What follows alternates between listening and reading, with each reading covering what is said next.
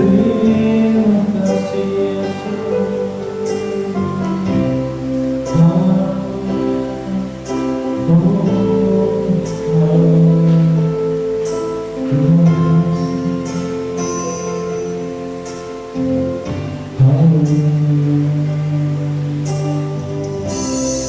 Bapakku datang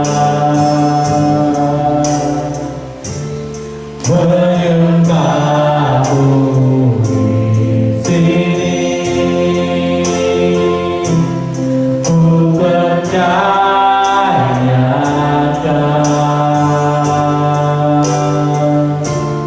ada bagiku. Bapakku datang, Bapakku datang menyembahmu di sini, ku percayakan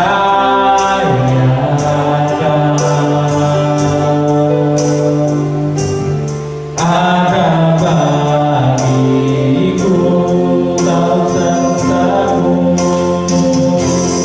Tak usah ku takut, sebab Kau sertaku. Tak usah ku bimbang, Kau di dalamku. Tak usah ku cemas, Kau menghiburku. Saat ku lemah, Kau kuatku. Ku nyanyi haleluya, ku nyanyi haleluya. Sungguh Kau hebat, ajaib perkasa perbuatanmu. Ku nyanyi haleluya, haleluya. Ku nyanyi haleluya.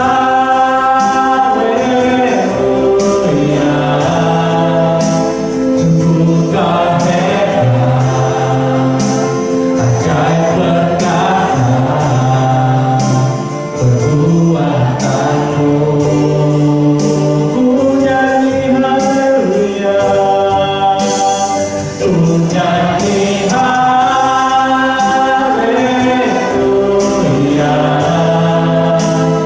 ku nyanyi haleluya.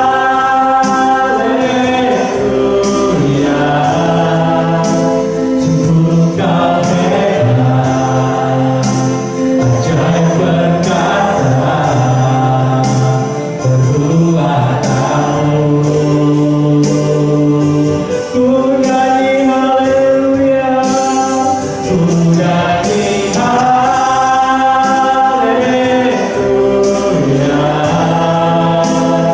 ku nyanyi haleluya. Sungguh Kau hebat, ajaib perkasa perbuatanmu.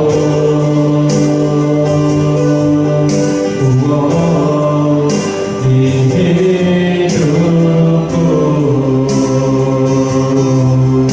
haleluya. Perbuatanmu ajaib Tuhan, haleluya. Terima kasih Yesus, haleluya.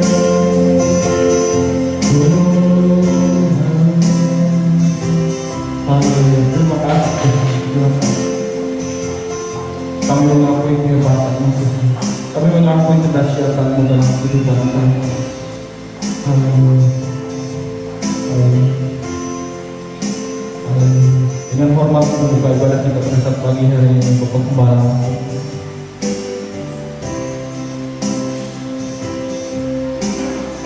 kasih Bapak dalam nama Yesus. Kami syukur pada pagi ini kami boleh berkumpul bersama-sama dengan Kamu. Dalam kerinduan kami, dalam kehausan kami merindukan akan hadirat Tuhan. Kami merindukan akan kasih Tuhan melingkupi kami, menguatkan kami yang lemah, menyembuhkan kami yang sakit, menolong kami dalam segala keterbatasan kami. Kami akan percaya pada saat kami masuk dalam hadirat Tuhan, kami akan mengalami kelegaan, kami akan mengalami kelepasan dan pembaruan dari Tuhan. Terima kasih Bapak yang berkati akan ibadah kami dari awal hingga akhirnya, mengajari secara pertolongan Tuhan. Terima kasih Bapak, di dalam nama Yesus Tuhan, kami buka ibadah kami dengan ucapan syukur. Haleluya. Amin. Amin. Haleluya. Sekali lagi shalom. Haleluya. Ada sukacita, amin. Amin. Haleluya. Kita akan siap bersukacita buat nama Tuhan Allah kita. Saudara kita sama-sama bangkit berdiri di hadapan Tuhan. Kita nyanyikan pujian kita yang berkata, bersoraklah bagi Tuhan Allah kita. Haleluya. Karena di dalam nama Yesus ada kuasa dan kemenangan. Haleluya. Haleluya. Kita akan pujian ini dengan sepenuh hati kita, dengan kekuatan jiwa hati kita. Haleluya. Haleluya.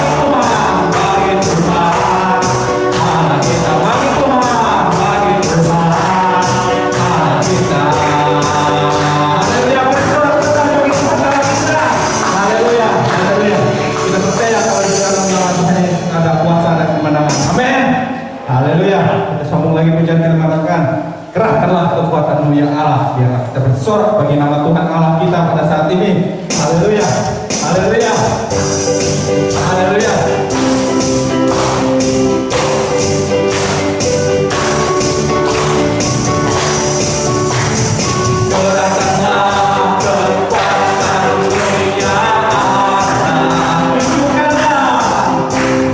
Tunjukkanlah kuasa-Mu.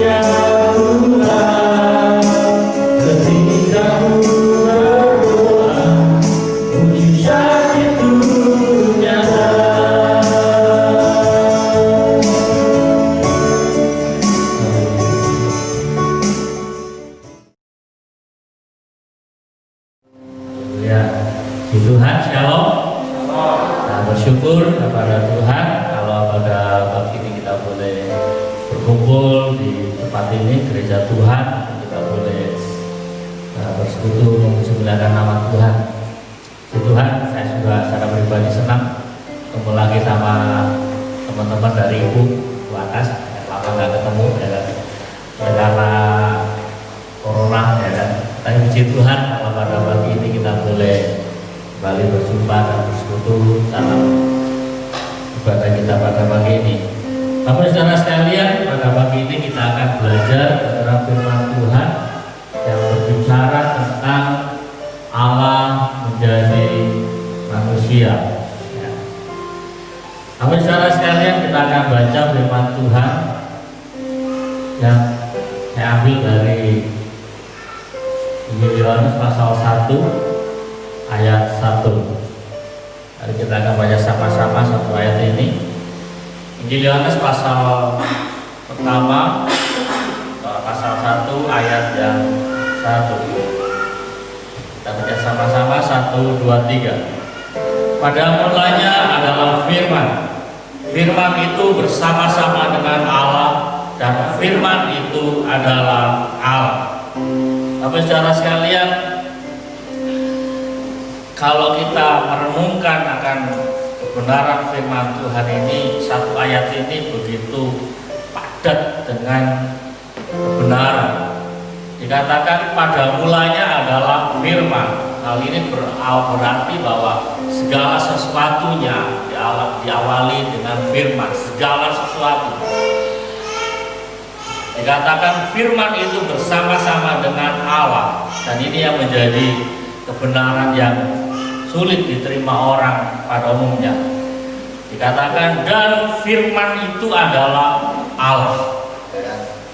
Makanya sering saya sampaikan dalam kehidupan kita betapa pentingnya saudara memiliki firman Allah. Betapa pentingnya kita mengajarkan firman Allah kepada anak-anak kita. Silakan kita banyak memberikan nasihat kepada anak-anak kita. Silakan kita memiliki banyak pengetahuan dari buku-buku, dari teori-teori manusia tentang makna kehidupan. Tetapi ada banyak berbeda kalau kita memiliki firman Allah. Karena pada saat kita memiliki firman, dikatakan firman itu adalah Allah. Firman adalah Allah. Artinya apa? Kemanapun kita pergi, sesulit apapun pergumulan kita, Allah bersama-sama dengan kita. Amin. Seperti tema Natal PGI tahun ini berbicara tentang Immanuel, Allah beserta kita. Bagaimana Allah beserta dengan kita? Nanti kita akan bahas itu tanggal 25 Desember dalam ibadah Natal kita. Katakan jelas pada saat kita memiliki firman, ya kan?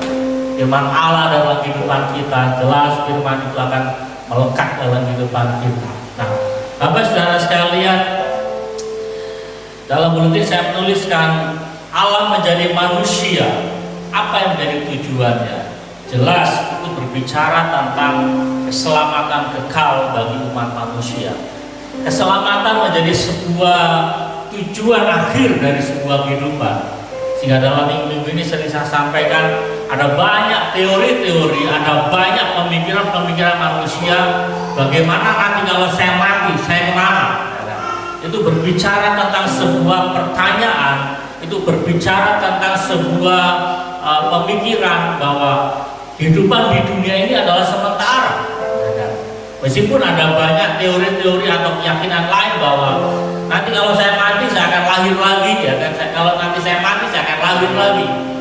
Nah, itu teori-teori dari mana manusia, tetapi Alkitab tidak berbicara demikian.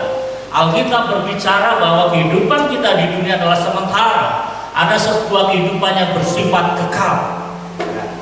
Bapak saudara sekalian, jadi sebuah jawaban mengapa Allah harus menjadi manusia.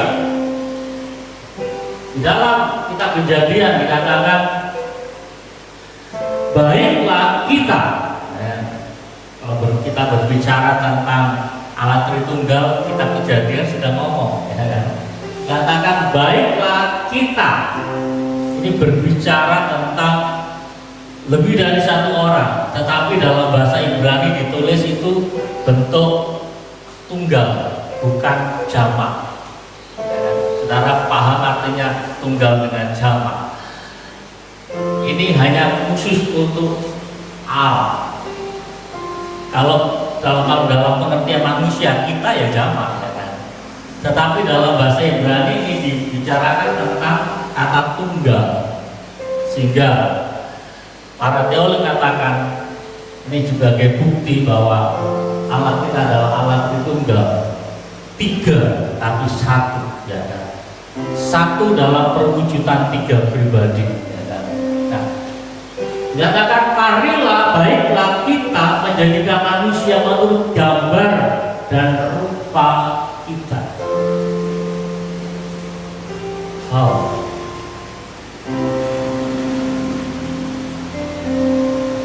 Pemirsa yang sudah punya anak kembar, ya kan, bisa mempelajari mereka. Apa yang dialami saudara kembar, dia kayak juga merasakan, atau juga sebaliknya. Kalau Allah katakan baiklah kita menjadikan manusia untuk gambar dan rupa kita, saudara bisa paham maksud saya. Pada saat manusia jatuh dalam dosa, ada sebuah rasa gila dalam dia. Allah tidak bangga pada saat manusia jatuh dalam dosa. Kalau manusia saja, ya tadi saya kasih contoh saudara kembar saja, apa yang dialami oleh saudaranya satunya, saudara satunya akan merasakan. Apalagi Allah kita, Allah yang Maha Kuasa. Sehingga sejak kejadian manusia jatuh dalam dosa, maka dikatakan Allah tidak pernah berhenti untuk membuat sebuah misi penyelamatan. Manusia menjadi sebuah atau menjadi makhluk ciptaan Allah yang istimewa, ya kan? Allah terus berpikir, Allah terus berinisiatif bagaimana manusia ini beroleh keselamatan. Manusia bagaimana caranya dapat dipulihkan kembali, tetapi tanpa melanggar kodrat Allah. Allah memiliki kodrat, yaitu adil dan kasih. Kasih dan keadilan Allah ini gak bisa bertentangan satu dengan lain. Tapi saudara sekalian, Allah menjadi manusia merupakan tindakan Allah yang sangat besar. Ini adalah sesuatu yang sangat penting dalam kehidupan kita, ya. Bahwa pada saat manusia jatuh dalam dosa, Allah ingin memulihkan komunikasi. Maksud Allah menjadi manusia adalah agar komunikasi yang selama ini terputus karena adanya dosa dalam diri manusia, Allah rindu komunikasi itu dapat dipulihkan. Kita tahu dalam gambar ini menceritakan bagaimana pada saat manusia dan Hawa jatuh dalam dosa, mereka harus keluar dari Taman Eden. Mereka gak bisa tinggal di dalam hadirat Tuhan lagi. Mereka gak bisa lihat, mereka gak bisa tinggal di taman yang penuh dengan kekudusan. Mereka gak bisa tinggal lagi di sebuah taman yang penuh dengan kehadiran Allah yang luar biasa. Karena apa? Ada dosa dalam diri mereka. Sehingga jelas, sejak hari itu mereka harus keluar. Mereka jauh daripada hadirat Tuhan. Mereka terputus komunikasi dengan Tuhan. Tapi saudara sekalian, ini menjadi sebuah kesedihan hati Tuhan bahwa Allah nggak bisa dikomunikasi dengan bebas. Ada sebuah jarak, ya kan? Ada sebuah keterbatasan dalam diri manusia. Nah, seperti yang saya sampaikan beberapa minggu lalu, bahwa manusia memiliki hati nurani, ya, yang berbicara untuk bersekutu dengan Tuhan. Tetapi pertanyaannya, tidak semua, ya kan? Tidak semua manusia memiliki seperti itu. Tidak semua manusia mau mendengar akan suara hati nuraninya. Tapi bagi manusia yang mendengarkan suara hatinya, mereka seperti keluarga Adam pertama kali. Mereka datang mempersembahkan korban syukur pada Tuhan. Mereka akan seperti keluarga Nuh, di mana yang mendengar suara Tuhan dan mentaati perintah-perintah Tuhan. Tetapi kita kalau baca di Alkitab tidak banyak, ya kan? Hanya keluarga Nuh, hanya keluarga Adam, keluarga-keluarga yang lain bagaimana? Mereka hidup dengan kejahatannya, mereka hidup dengan awal duniawi mereka. Nah, ini menjadi sebuah kepedihan hati Tuhan. Allah terus membangun kembali komunikasi tanpa ada sebuah penghalang. Nah, Bapak saudara sekalian,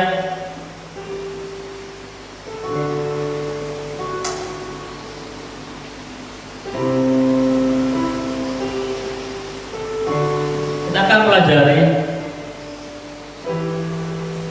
Pertama adalah tadi sudah saya katakan bahwa mengapa Allah menjadi manusia. Ini jelas berbicara karena manusia merupakan gambar Allah. Di dalam ayat yang ke-27 dikatakan, maka tadi ayat 26 itu masih rencana, ya kan? Baiklah kita menciptakan manusia untuk gambar rupa, itu masih rencana. Ayat 27 berbicara tentang kenyataannya, realisasinya. Maka Allah menciptakan manusia itu menurut gambarnya. Menurut gambar Allah diciptakannya dia laki-laki dan perempuan, diciptakannya mereka. Ini menjadi dasar gereja Tuhan menolak LGBT. Kita tahu kata-kata itu atau kalimat itu sudah semakin tren.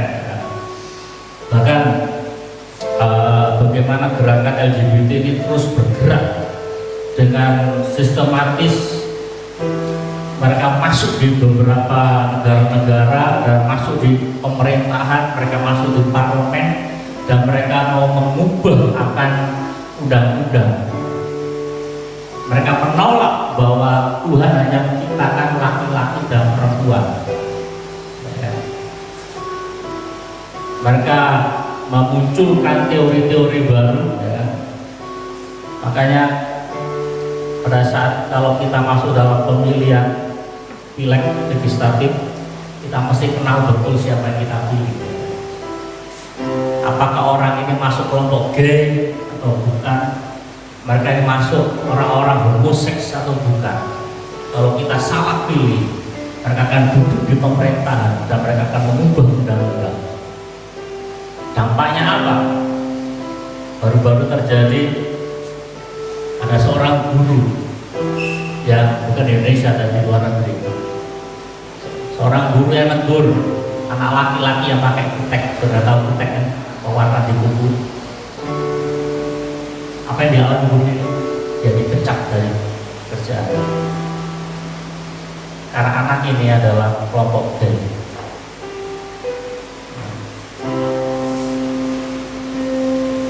Itu yang terjadi. Belum lagi nanti kalau psikolog yang menasihati, bapak gay nggak baik, ibu lesbian nggak baik. Apa yang terjadi? Psikolog kita akan dipenjara. Hal yang sama terjadi juga dengan pendeta. Kalau pendeta tidak memberkati pasangan gay dan pasangan lesbian, pendeta akan dipenjara karena melanggar undang-undang. Saya nyimpang sedikit, ya. Jelas Alkitab katakan, maka Allah menciptakan manusia laki-laki dan perempuan. Tidak ada gay, tidak ada lesbian, ya, tidak ada. Yang ada adalah laki-laki dan perempuan. Dan dikatakan mereka adalah gambar Allah. Apa saudara sekalian? Ibu Lutisa menuliskan bahwa tidak terlalu sulit bagi Allah untuk menjadi manusia. Tetapi di sisi lain tidak mudah-mudah Allah tinggal dalam dunia yang penuh dosa. Saudara paham maksud saya? Pada saat nanti saudara pulang baca buletin supaya saudara kami ini saya jelaskan seperti ini. Allah kita Allah yang Maha Kuasa. Allah mau menjadi kambing kan, maaf ya kan? Allah mau menjadi ikan kan gak susah, karena dia Allah yang Maha Kuasa. Tetapi tidak mudah-mudah Allah menjadi manusia dan tinggal di dalam kehidupan manusia yang penuh dengan dosa. Allah menjadi manusia gak susah, mudah banget, karena dia Allah Maha Kuasa. Dia menciptakan alam semesta. Allah menciptakan alam semesta tanpa bantuan siapa-siapa. Tetapi tidak mudah-mudah Allah menjadi manusia dan tinggal dalam lingkungan yang berdosa. Tidak mudah-mudah di Allah yang Maha Kuasa membatasi dirinya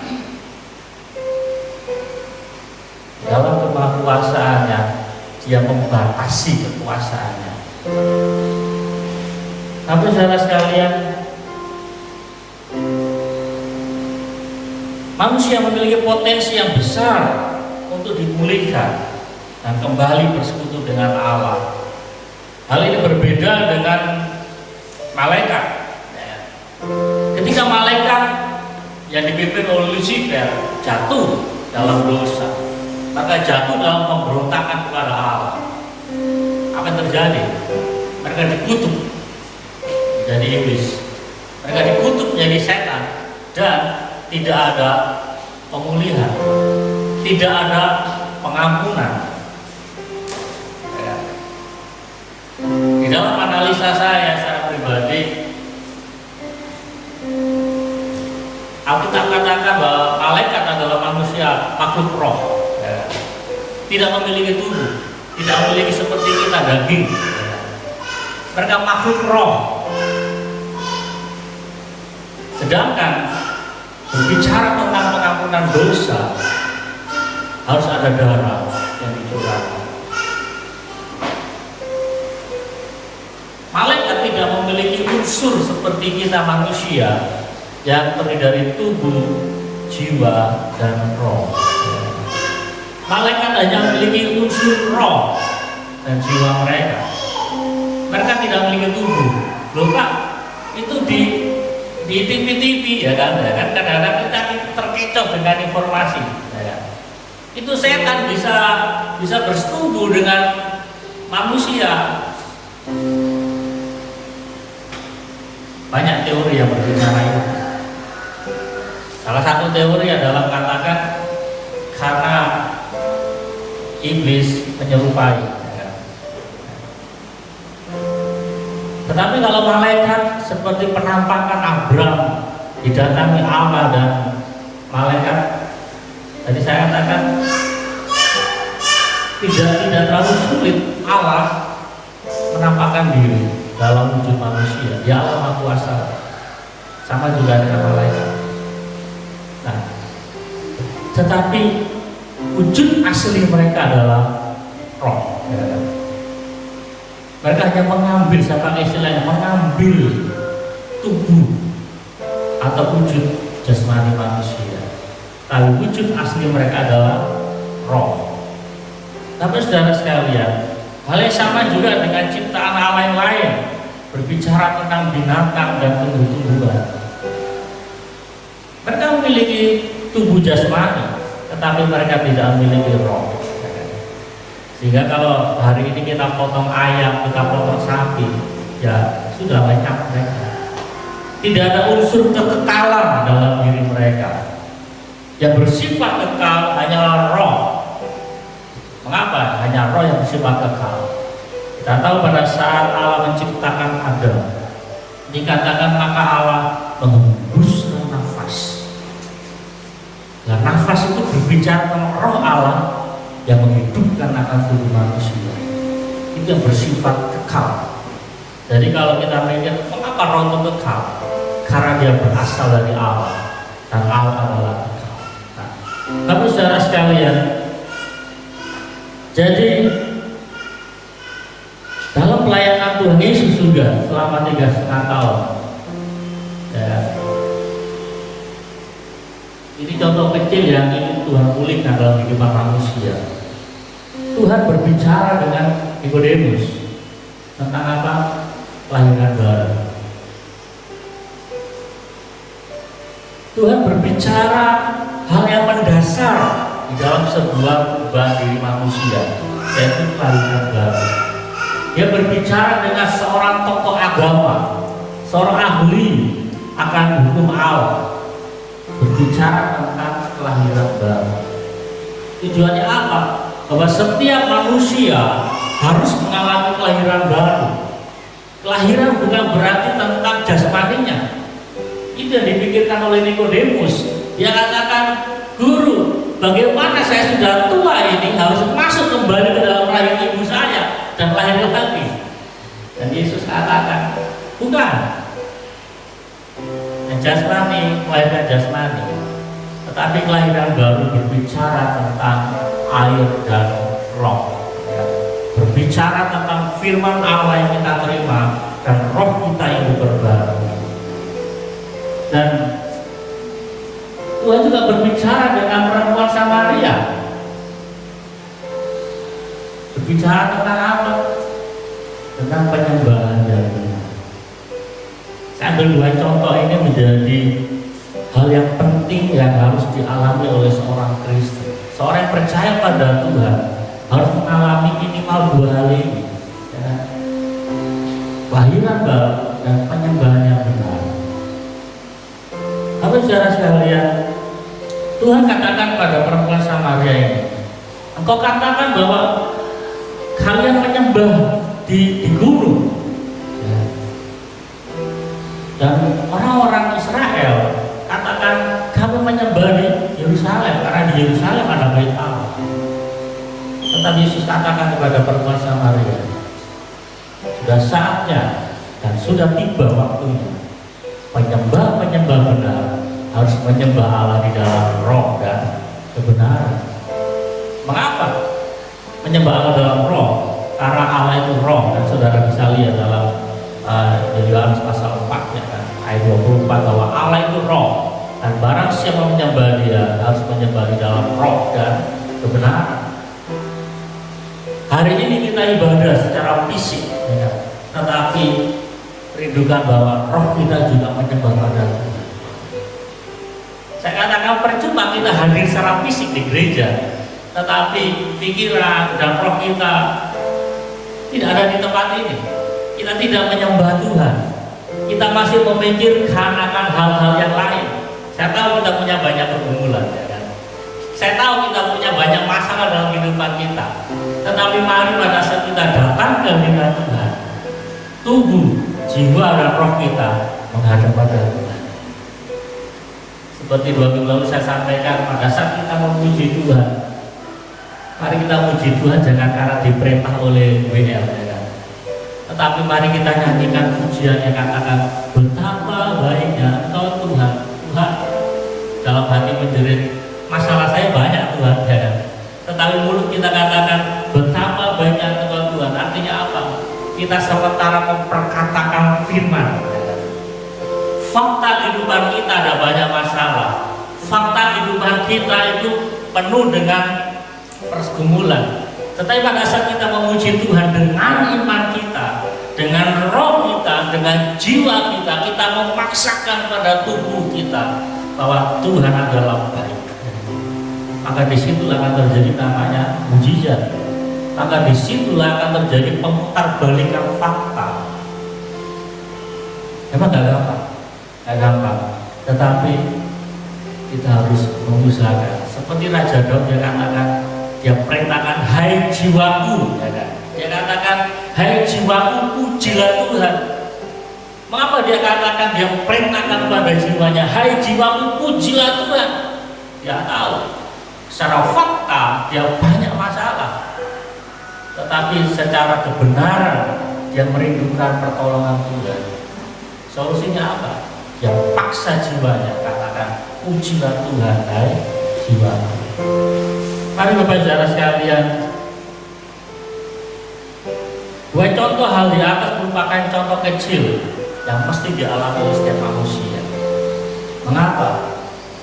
Dan saya akan di awal, karena manusia adalah gambar Allah.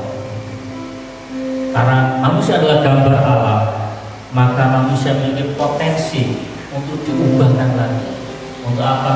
dia kembali berkomunikasi pada Tuhan. Rohnya diperbaharui, kembali dia menyembah Allah.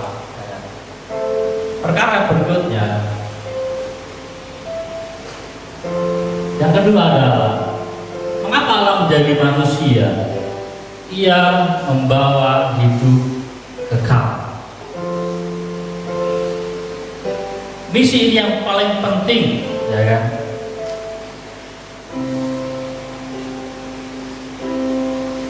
Di dalam Yohanes pasal 1 ayat yang keempat dikatakan dalam dia atau dalam Yesus dikatakan ada hidup, dan hidup itu adalah terang manusia.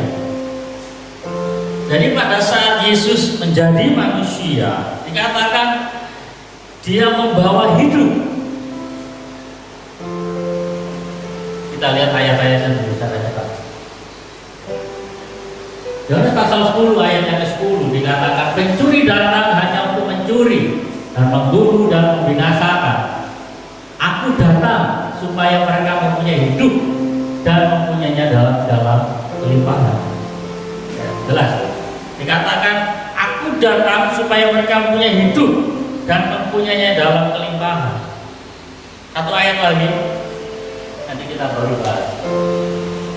Yohanes pasal 14 ayat yang ke-6 dikatakan kata Yesus kepadanya, akulah, berarti kan ini kata-kata akulah jalan dan kebenaran dan hidup. 3 ayat ini kiranya dapat menolong saya dan saudara untuk kita semakin yakin beriman pada Tuhan, bahwa Allah menjadi manusia dalam wujud pribadi Yesus Kristus. Dikatakan tadi dia datang membawa hidup, di dalam dia ada hidup, ya kan? Dan diakhiri dengan kata akhir itu kata-kata akulah hidup, ya kan? Tapi saudara sekalian, sehingga pada saat kita percaya pada Tuhan,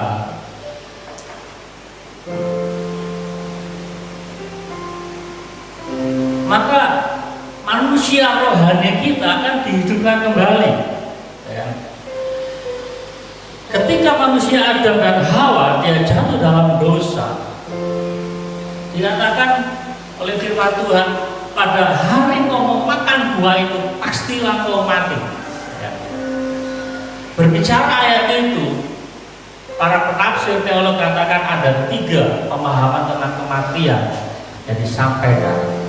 Pertama adalah kematian rohani, maka terputus hubungan dengan Tuhan. Rohani mereka mati pada hari itu. Dan yang kedua, kematian secara jasmani. Loh Pak, kan pada saat Adam dan Hawa makan, mereka nggak mati hari itu. Mereka masih sempat diusir, ya kan? Mereka masih sempat beranak cucu.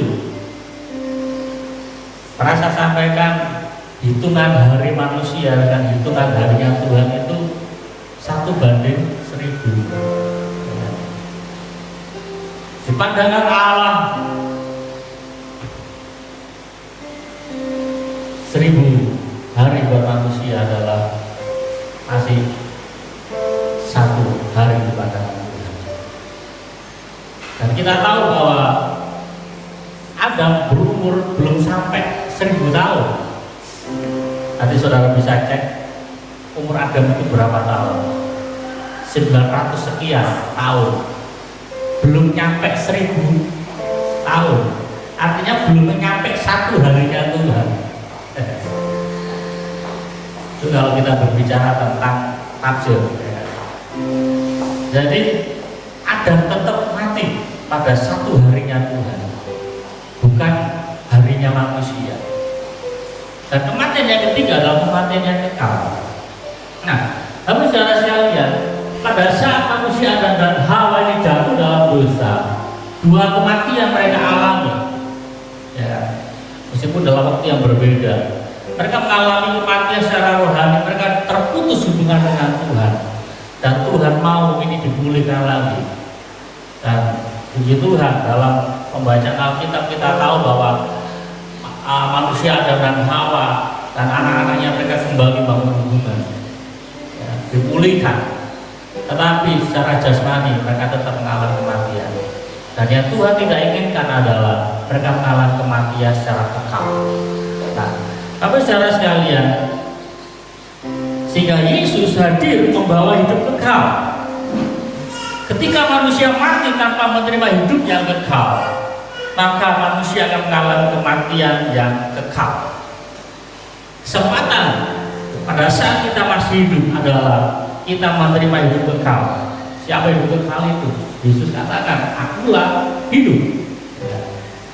Bapak saudara sekalian, sehingga Tuhan Yesus hadir untuk membawa hidup kekal dan akan diberikan kepada setiap orang yang percaya kepadanya. Bapak saudara sekalian, di Alkitab sudah banyak menceritakan bagaimana para nabi-nabi, bagaimana orang-orang pilihan Tuhan, mereka memberitakan akan kerajaan surga, mereka memberitakan tentang hidup yang kekal, bagaimana mereka mesti mentaati firman Allah supaya diselamatkan. Tetapi dikatakan mereka ditolak. Dan mungkin kita juga berpikir, loh Pak, Yesus juga kan ditolak. Bahkan pada saat Yesus ditolak, Yesus mati. Ini yang membedakan. Ini yang membedakan. Saya baca aja supaya saya nggak salah. Di buletin saya tuliskan seperti ini.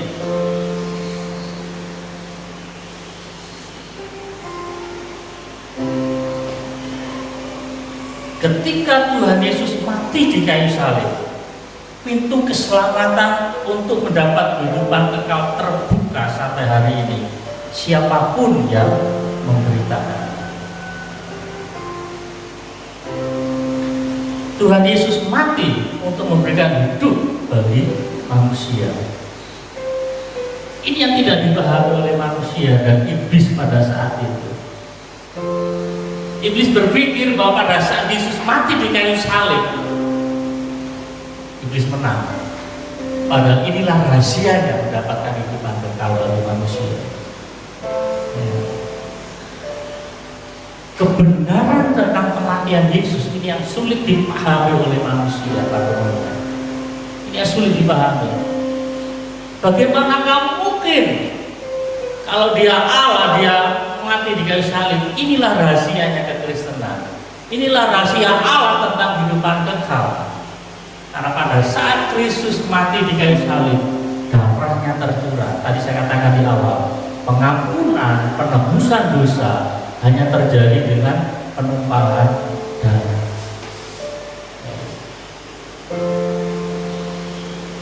Kejatuhan Adam dibayar lunas oleh kematian Yesus di kayu salib. Ini yang membedakan.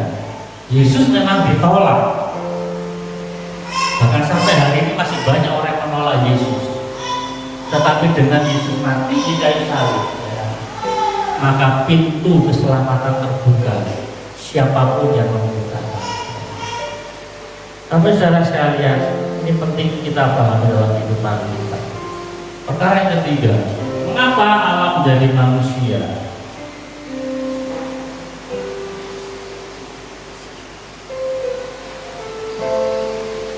Yang ketiga adalah Allah mempermudah dirinya. Allah mempermudah dirinya. Apa yang dimaksud dengan Allah mempermudah dirinya? Dikatakan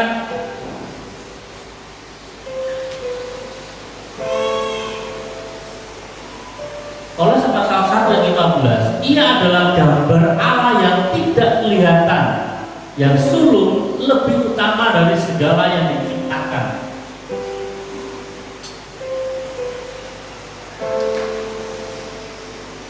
Bagi agama-agama yang mempelajari Allah itu besar, mereka meyakini bahwa Allah itu tidak kelihatan, Allah itu roh, sehingga muncul dalam pemikiran manusia untuk membuat Allah dalam konsep pikirannya sendiri. Sehingga pada saat mereka melihat batu yang lebih kuat daripada manusia, oh Allah itu seperti batu yang kuat, ya kan gitu. Pada saat manusia ini berjumpa dengan pohon yang besar dan manusia tidak mampu menyambutnya, oh Allah itu seperti pohon yang kuat, kan seperti itu. Sehingga manusia sujud menyembah pada patung, sujud menyembah pada batu.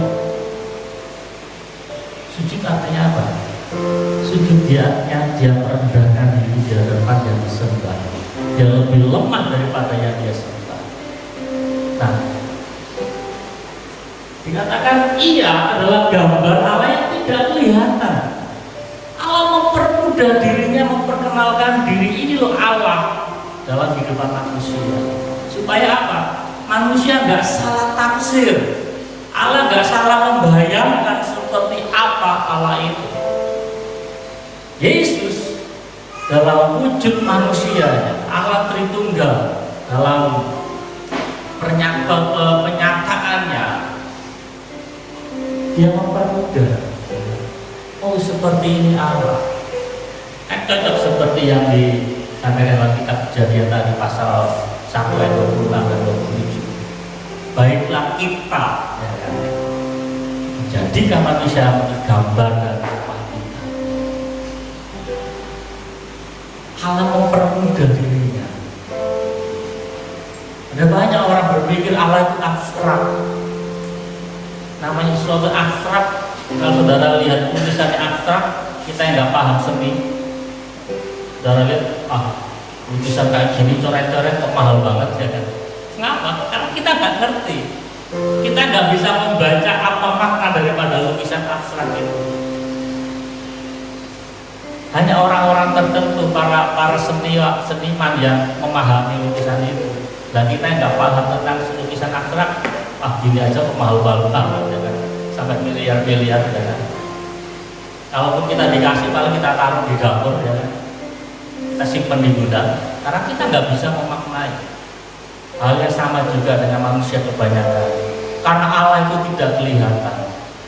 Mereka sulit memahami tentang Allah, sehingga Allah harus menjadi manusia. Yang maksudnya mempermudah dirinya dikenal oleh manusia. Sehingga pada saat manusia Yesus dia berjumpa dengan Sakeus, gampang dulu. Yesus berjumpa dengan siapa lagi?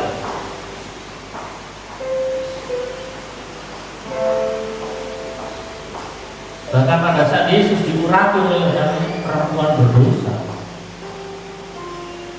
bukan perempuan baik-baik. Tadi juga sama dengan Sakeus. Ini bukan orang baik-baik. Tidak tahu zaman itu orang dikatakan pengecut, kayak orang yang dikenal orang berdosa, pengkhianat bangsa, pokoknya nggak ada yang baik. Yesus disentuh, dijamah, diurapi oleh perempuan berdosa. Mudah gitu loh. Padahal ini, hakikat aslinya adalah sebab Allah kita adalah api yang menghanguskan. Pertanyaannya, apakah mungkin Yesus diurapi oleh perempuan berdosa kalau dia dalam wujud keilahian Allah yang mutlak, Allah yang menghanguskan? Apakah mungkin Sakeus dapat berjumpa dengan Allah di dalam kedaulatannya yang seperti ini? Tidak mungkin. Apalagi saya dan saudara. Tidak mungkin saya bisa dan saudara bisa berjumpa dengan Allah dalam kemahakuasaan dan kekudusan yang luar biasa. Tidak mungkin. Hingga Yesus lahir, yang mempermudah dirinya ditemui, yang mempermudah untuk berkomunikasi dengan manusia. Bahkan dikatakan manusia yang berdosa, perempuan yang berdosa. Pada saat perempuan itu mengurapi Yesus, dia nggak mati hancur, dia nggak mati dalam kehangusan. Hal yang sama juga pada saat Sakeus berjumpa dengan Yesus, Sakeus sudah hangus, tetapi justru mereka beroleh pemulihan. tentang beroleh, tentang pengampunan. Sehingga apa yang dikatakan Sakius, Guru, setengah dari hartaku aku bagikan kepada orang miskin. Mengapa itu terjadi? Karena dia paling berjumpa dengan Yesus. Coba bayangkan, kalau Allah tidak menjadi manusia dan Sakius berjumpa dengan Allah, hangus, dia mati. Tetapi karena Allah mempermudah dirinya menjadi manusia, kata-kata itu terucap, Guru, kalau ada orang-orang yang peras, aku akan kembalikan 4 kali lipat. Ada sebuah pemulihan, ada sebuah pertobatan terjadi dalam kehidupan Sakius. Mari Bapak saudara sekalian,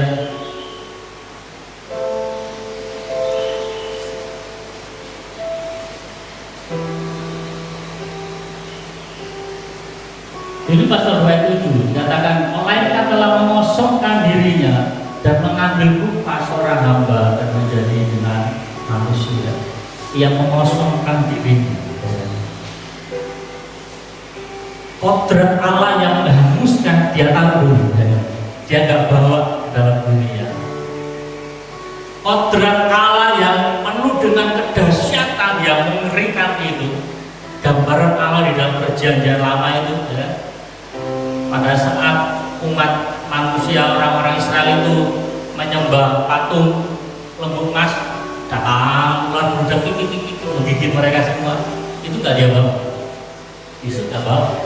Kodrat-kodrat seperti itu Yesus gak bawa. Pada saat dia turun dalam dunia, katakan dia mengosongkan dirinya. Allah yang dahsyat dalam konsep PL dia nggak bawa ke dalam dunia. Sehingga pada saat dia dimati, pada saat dia meninggal, orang-orang itu nggak ada yang mati. Karena apa? Yesus hadir dalam dunia hari ini dalam peristiwa Natal, bukan untuk hukum, tapi mau memberikan hidup. Memberikan hidup bagi setiap orang-orang yang percaya kepadanya. Allah mempermudah dirinya untuk ditemui oleh manusia. Tujuannya ini agar manusia beroleh kehidupan yang kekal. Terakhir, Allah menjadi manusia merupakan wujud kasih Allah yang besar bagi umat manusia. Pengorbanan yang luar biasa yang Tuhan kerjakan bagi kita manusia. Yang mengosongkan dirinya. Konsep Allah dalam perjanjian lama dia nggak bawa. Ini gambaran saya ya kan. Allah yang menghukum, Allah yang langsung membunuh saat manusia melakukan pelanggaran, dia nggak bawa, dia tinggal di surga. Sehingga pada saat Yesus mati menjadi manusia, tidak ada satu orang pun yang menghukum dia, tidak ada satu orang pun manusia yang menyalahkan dia mati hari itu. Bahkan ketika Petrus dia memotong telinga seorang hamba yang bernama Agus, Yesus ambil itu dalam telinga, dia tempel lagi. Dia nggak katakan rasain loh, ya, pengikut saya ini yang loyal, ya. Dia nggak katakan itu, tetapi dia ambil daun telinga yang jatuh dan dia tempel lagi. Mujizat terjadi. Mari Bapak saudara sekalian, melalui firman Tuhan ini kiranya menolong kita untuk kita semakin mencintai Tuhan. Allah menjadi manusia, satu sisi itu adalah perkara yang mudah, tetapi butuh pengorbanan yang sangat besar dan sangat-sangat besar untuk tinggal bersama-sama dengan manusia. Dia memiliki misi agung agar manusia, saya dan saudara dan semua orang beroleh pemulihan daripada Tuhan, terlebih keselamatan yang kekal Tuhan berikan bagi kita. Demikian firman Tuhan, mari kita tundukkan kepala kita berdoa. Terima kasih Tuhan untuk firman Allah yang boleh kami renungkan pada saat ini. Bahwa Allah yang menjadi manusia itu merupakan bukti akan kasih kepada semua manusia, agar manusia yang binasa manusia terputus hubungan dengan Tuhan, manusia dapat kembali berkomunikasi dengan Allah, dan manusia boleh mendapatkan pemulihan, manusia mendapatkan kehidupan yang kekal di dalam Tuhan. Terima kasih Bapak, berarti menyampaikan firman Allah, kata biarlah Roh Kudus yang terus berbicara atas kehidupan kami. Terima kasih Bapak, sehingga kami hadir dan kami semua yang mendengar akan firman Allah ini, kami boleh dibuat semakin mencintai Tuhan, kami semakin hidup sungguh-sungguh dalam Tuhan. Terima kasih Bapak, Tuhan berkati umat-Mu dalam setiap aktivitas mereka, dalam usaha pekerjaan mereka. Tuhan Allah menolong. Doa Allah Immanuel, doa Allah yang senantiasa menyertai, Roh Tuhan yang tidak pernah tinggalkan kami. Terima kasih Bapak, Tuhan berkati juga dan bangsa dan negara kami. Tuhan tolong, kami bersyukur kalau pilkada boleh kami lewati, dan kami berdoa keamanan dan ketertiban pasca pilkada. Bagi pihak-pihak yang kalah, mereka dapat menerima kekalahan itu dengan lapang dada, tanpa menimbulkan kekacauan atau hal-hal yang tidak baik. Bagi calon yang terpilih, dalam mereka dapat menjalankan amanah mereka dapat menjalankan tugas menjadi kepala daerah, baik gubernur maupun bupati atau wali kota, dengan takut dan benar akan Tuhan. Terima kasih Bapak, sehingga salah kepemimpinan mereka, kota, kabupaten maupun provinsi yang dipimpin boleh semakin maju dan diberkati, sehingga masyarakat yang ada boleh mengalami kesejahteraan dan kemakmuran daripada Tuhan. Dan juga berkati akan pemerintah di dalam mengendalikan akan pandemi COVID-19 yang masih terjadi, bahkan semakin meningkat. Tuhan, kami berdoa biarlah setiap usaha-usaha yang dikerjakan pemerintah Tuhan memberkati. Salah satunya adalah dengan vaksinasi. Tuhan tolong memberkati akan vaksin-vaksin yang akan disuntikan kepada masyarakat yang telah ditentukan. Tuhan tolong agar vaksin ini boleh bereaksi secara positif, memiliki hal yang baik bagi tubuh manusia, sehingga pandemi ini boleh segera berakhir. Terima kasih Bapak, kami akan percaya segala sesuatu terjadi karena seizin dan kehendak Tuhan. Kami akan percaya bahwa Tuhan yang berdaulat atas dunia ini, bahwa Tuhan yang boleh menyatakan kemurahan dan belas kasihan-Nya. Terima kasih Bapak, dan juga memberkati akan gereja-gereja dalam bulan Desember ini untuk membatasi diri di dalam melakukan perayaan Natal, mengingat pandemi yang masih berlangsung. Tuhan tolong kami biarlah dengan hikmat dan kemenangan daripada Tuhan, kami tidak memaksakan diri agar tidak terjadi klaster-klaster baru di daerah kami maupun di bangsa ini. Tuhan berkati akan Natal ini dengan kesederhanaan. Tuhan berkati Natal ini dengan makna bahwa Immanuel, Allah menyertai kami. Bukan berarti kami menyalahgunakan akan penyertaan Tuhan, bukan berarti kami harus memaksakan akan apa yang jadi kehendak kami, tetapi biarlah kehendak Tuhan yang jadi, agar gereja Tuhan boleh bergerak menjadi terang, jadi contoh dan teladan di mana saja mereka berada. Terima kasih Bapak, ya Tuhan, dengan ucapan syukur kami yang disempurnakan dengan doa yang Tuhan ajarkan atas setiap orang-orang percaya. Bapa kami di surga, kuduskanlah nama-Mu, datanglah kerajaan, jadilah kehendak-Mu di bumi seperti di surga. Berikanlah kami pada hari ini makanan kami secukupnya, dan ampunilah kami akan kesalahan kami, seperti kami juga mengampuni orang yang bersalah pada kami. Dan jangan bawa kami dalam mencoba, tapi lepaskanlah kami daripada jahat, karena Engkau yang punya kerajaan dan kuasa dan kemuliaan sampai selama-lamanya. Amin. Mari sekalian jemaat Tuhan, bukalah hati dan malah berkat dari Tuhan Yesus Kristus. Kasih karunia dan damai sejahtera serta sukacita berasal dari surga, serta kekuatan kuasa ilahi dari Tuhan kita Yesus Kristus.